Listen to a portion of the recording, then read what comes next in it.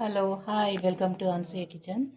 ఈరోజు నేను దోసకాయ కూర చేయడం చూపిస్తాను. అది ఎలా అనేది నేను కావాల్సిన ఇంగ్రీడియంట్స్ చూపిస్తున్నాను. ఇది ఒక దోసకాయ చిన్న చిన్న ముక్కలు కట్ చేసుకున్నాను. ఒక ఉల్లిగడ్డల సగమేమో చిన్న చిన్న ముక్కలు చేసుకున్నాను. ఇదేమో కొంచెం ఫ్రై చేసి గ్రైండ్ చేసే దాంట్లో ఇస్తాను. కావాల్సినంత కారం పొడి, పసుపు, ఉప్పు, తగినంత అల్లం వెల్లిగడ్డ పేస్ట్. నేనేం చేస్తానంటే దోస గింజలు వస్తాయి కదా, మధ్యన దోసకాయ కట్ చేసినప్పుడు గింజలు వస్తాయి కదా, ఆ గింజలు కూడా మసాలాలో గ్రైండ్ చేసి పోస్తాను. చాలా టేస్టీగా ఉంటుంది ఈ కూర. ఇలా చేసుకొని పడేసే బదులు ఇట్లా కూరల్ని వేసుకొని తినొచ్చు మనం. ఇది గ్రైండ్ చేసుకొనికే తీసి పెట్టుకున్నాను. దాంట్లో కాస్త ఉప్పు వేసి పెట్టుకున్నాను. ఇంకా ఆవాలు, జీలకర్ర స్టార్టింగ్. ఈ పెద్ద పెద్ద కట్ చేసిన ఉల్లిపాయలు గ్రైండ్ చేసే దాంట్లో వేసుకుంటే నూనె పెట్టుకొని ఆ నూనెలో కొంచెం ఫ్రై చేసి తీసుకున్నాను. పచ్చి వాసన రాకుండా ఇదైతే నేను గ్రైండ్ చేసే దాంట్లో వేసుకున్నాను. మసాలాల ఇంకా మీకు ఇష్టం ఉంటే 2 లవంగాలు, కొంచెం పట్ట, దాల్చిన చెక్క, మసాలాలు ఇష్టం ఉన్నోళ్ళు. ఇప్పుడైతే ఎండాకాలం మసాలా తింటే కడుపులో మంటది, అందుకనే నేనైతే వేసుకుంటలేను. కావాల్సిన వాళ్ళు ఇష్టం ఉంటే అవి కూడా వేసుకోవచ్చు. లవంగం, పట్ట, చాయ్ జీరా ఇవి కూడా వేసుకోవచ్చు, కానీ నేనైతే వేసుకుంటలేను. ఇప్పుడు ఈ ముక్కలు కూడా ఈ గ్రైండ్ చేసే దాంట్లో వేద్దాం.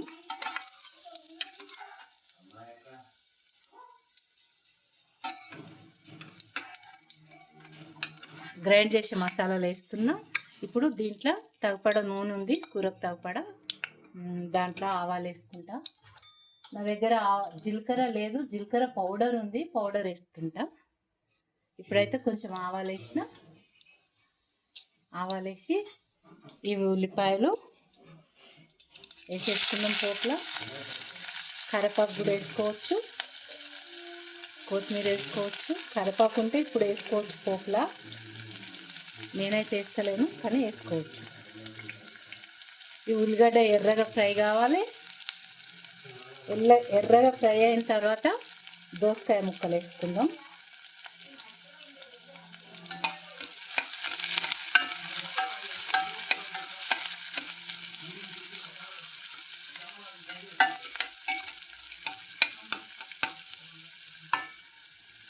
ఇవి ఎర్రగా ఫ్రై అయిన తర్వాత దీంట్లో దోసకాయ ముక్కలు వేసి చిన్నగా చేసి ఇడిచిపెట్టేద్దాం.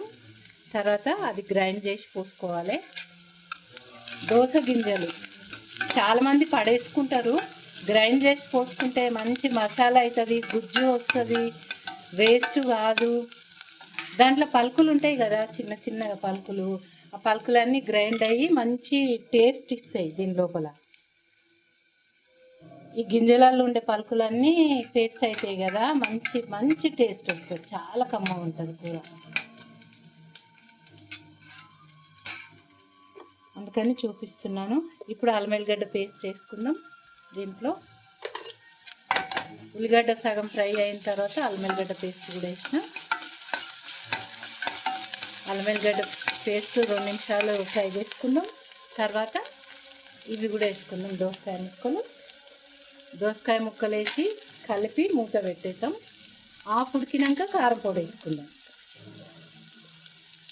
కారం పొడి ముక్కలలో అయినా వేసుకోవచ్చు, ముక్కలు సప్పగా ఉండొద్దంటే ముక్కలలో వేసుకోవాలి, లేకుంటే మసాలాలు అయినా వేసుకోవచ్చు గ్రైండ్ చేసేదాంత.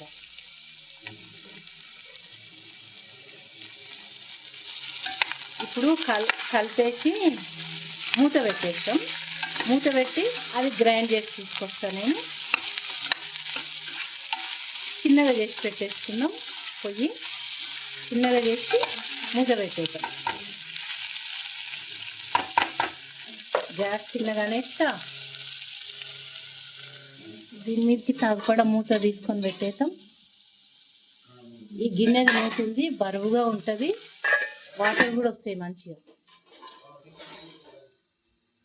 ఇప్పుడు చిన్నగా చేద్దాం. గ్యాస్ చిన్నగా చేసి మనం ఇప్పుడు ఇది గ్రైండ్ చేసుకొచ్చుకుందాం.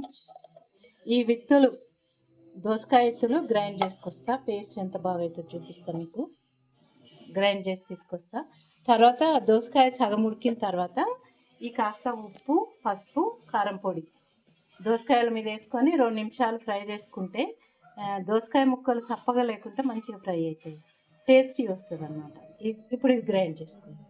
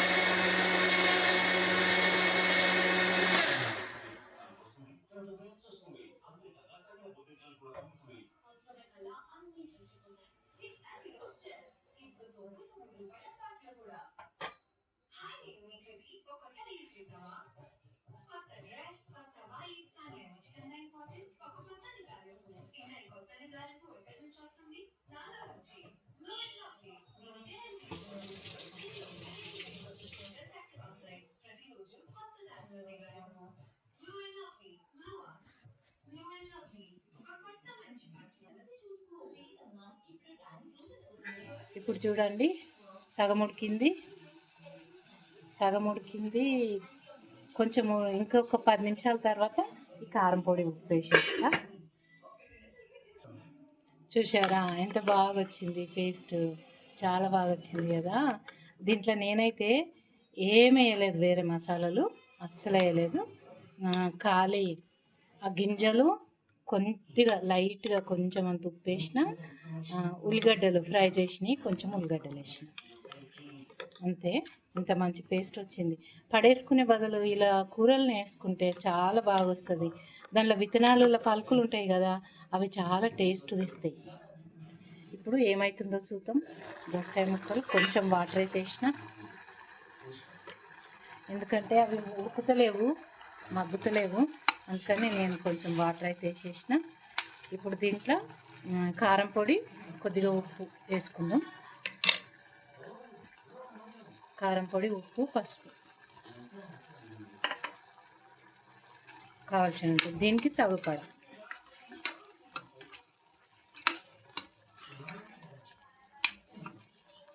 ఇంకా ఉప్పు వేస్తే అంత మెత్తగా ఉడుకుడు కష్టం, మొదలే మెత్తగా ఉడకబెట్టుకొని ఉప్పు వేసుకోవాలి. కానీ నేను సగం ఉడికినాక వేసేసిన. ఇప్పుడు ఈ పేస్ట్ కూడా వేసేద్దాం.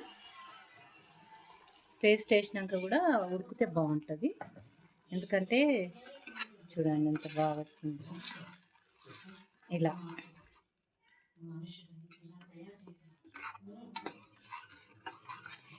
ఇప్పుడు పేస్ట్ వేసినాక కూడా నేను ఒక 10 నిమిషాలు ఉడకబెడతాను, అంతే.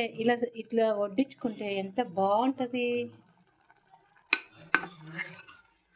దోసకాయ కూర అందరూ చేస్తారు, కానీ టమాటాలు వేసుకొని చేస్తారు. నేను టమాటా లేకుండా చేసి చూపిస్తున్నాను మీకు, ఓకేనా. ఇది పచ్చిగా ఉంటుంది కదా పేస్ట్, ఒక 10 నిమిషాలు ఉడికించుకుందాం. మూత పెట్టేస్తా, ఒక 10 నిమిషాలు అయినాక తీసి చూపిస్తాం మళ్ళా. ఇప్పుడు 10 నిమిషాలు అయింది, తీసి చూద్దాం ఏ పొజిషన్లో ఉంది కూర. దోసకాయ కూర చూడండి, సూపర్. రొట్టెకి తినొచ్చు, అన్నానికి తినొచ్చు, ఏ దానికైనా దేంతో అయినా తినొచ్చు, మంచిగా ఉంటుంది. ఇట్లా టేస్ట్ చాలా బాగుంటుంది. అందరు చేసుకొని తిని చూడండి.